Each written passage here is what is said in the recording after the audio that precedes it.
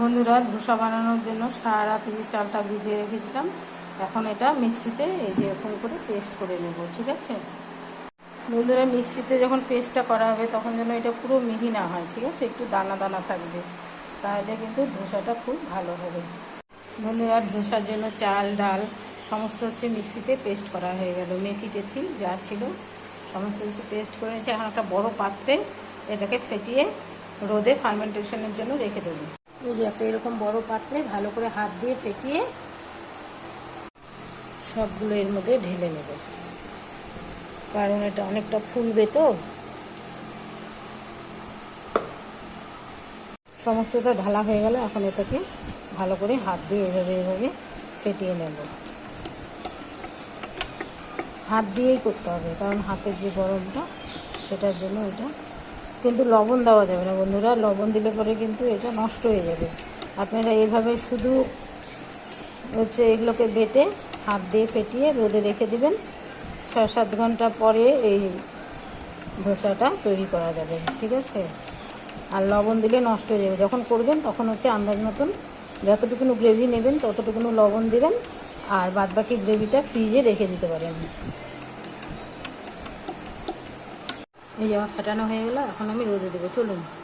এই যে বন্ধুরা, রোদে চলে এসেছি। এখন এখানে না একটা পাতলা কাপড় দিয়ে মুখটা কিন্তু বেঁধে দিলেই হতো, তা আমি পাতলা কাপড় দিয়ে প্রচণ্ড রোদ আছে, যার জন্য এরকম একটা পাতা দিয়ে এর উপরে ঢেকে দিলাম, যাতে হাওয়ায় উড়ে না যায়। ঠিক আছে, এটাই থাকবে এখন। দেখুন বন্ধুরা, ফার্মেন্টেশনের জন্য রেখে দিয়েছিলাম, কতটা ফুলে গেছে। এই যে আমি হাত দিয়ে দেখিয়ে দিলাম এইভাবে কতটা ফোলা।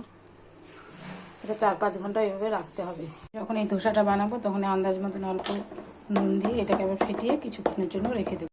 বন্ধুরা, যখন ধোসাটা বানাবেন গ্রেভিটা নিয়ে দেখতে হবে কতটা মোটা কতটা পাতলা। যদি জল লাগে তাহলে একটু জল দেবেন, দিয়ে গ্রেভিটা ঠিক এরকম থিকনেসটা আসবে। ঠিক আছে, খুব একটা গাঢ় হলে কিন্তু ভালো হবে না। তাওয়াতে বন্ধুরা বসিয়ে তার একটু তেল দিয়ে তারপরে তাওয়াটাকে আবার ঠান্ডা করতে হবে। গরম গরম দেওয়া যাবে না। জল ফুটা দিলে কী হবে, তাওয়াটা একটু ঠান্ডা হবে। তারপরে ধোসাটা দেব। প্রথমে অল্প অল্প করেই করি, মাঝখানটাকে এইভাবে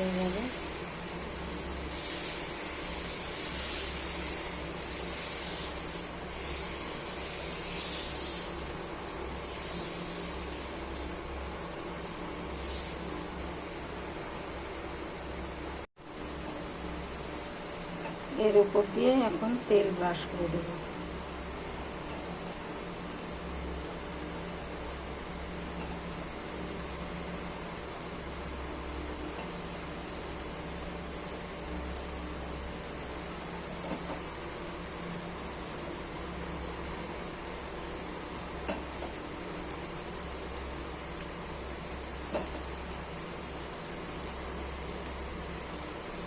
একবার এইভাবে করে বানিয়ে খান বন্ধুরা, খেতে কিন্তু দুর্দান্ত লাগে, দোকানের থেকেও ভালো।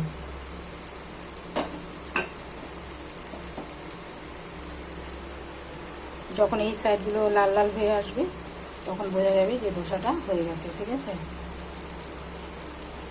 দেখুন বন্ধুরা, কালারটা গোল্ডেন কালার হয়ে এসছে এই সাইডটা। দেখুন, আমি এখন ওটাকে উল্টে দেব।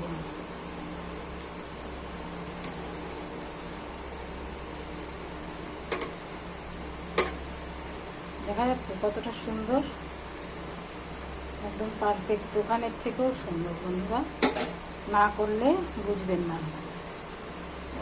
এভাবে তৈরি করে বাড়িতে খান।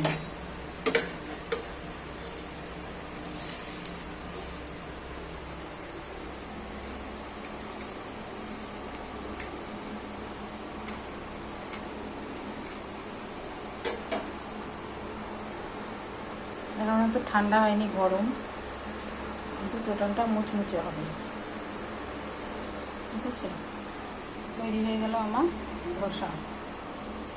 আমার এই রেসিপিটা যদি ভালো লাগে বন্ধুরা, তাহলে কিন্তু অবশ্যই লাইক শেয়ার কমেন্ট করতে ভুলবেন না। ঠিক আছে।